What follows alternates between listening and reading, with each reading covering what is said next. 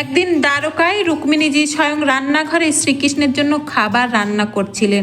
অত্যন্ত ভালোবাসা দিয়ে তিনি গরম গরম পুরি তৈরি করলেন এবং ভগবানকে ভোগ নিবেদন করলেন। শ্রীকৃষ্ণ খাবার খেতে বসলেন।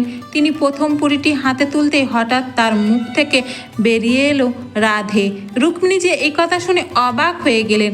তিনি ভাবলেন, খাবার তো আমি তৈরি করেছি, তাহলে প্রভু হঠাৎ রাধার কথা কেন মনে করলেন? কিন্তু তিনি তখন কিছু বললেন না। সেই রাতে রুক্মিণীজি শ্রীকৃষ্ণকে জিজ্ঞাসা করলেন, প্রভু, আপনি যখন খাবার খাচ্ছিলেন তখন হঠাৎ রাধার নাম কেন নিয়েছিলেন? শ্রীকৃষ্ণ মৃদু হেসে বললেন, যদি উত্তর চাও তাহলে কাল আমার সঙ্গে বৃন্দাবনে চলো। পরের দিন দুজনেই বৃন্দাবনে পৌঁছালো। সেখানে তারা দেখলেন রাধারানী তার সখীদের সঙ্গে এক বৃদ্ধ সাধুকে খাবার খাওয়াচ্ছেন। রাধারানী নিজের হাতে গরম গরম পুরি তৈরি করে অত্যন্ত ভালোবাসার সঙ্গে সাধুর থালায় পরিবেশন করলেন।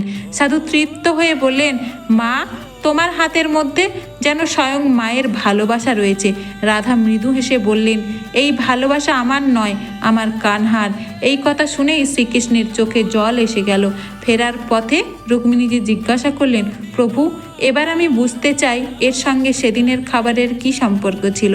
শ্রীকৃষ্ণ বললেন, রুক্মিণী, তুমি যখন ভালোবাসা দিয়ে পুরি তৈরি করেছিলে তখন আমি তোমার স্নেহ অনুভব করেছিলাম।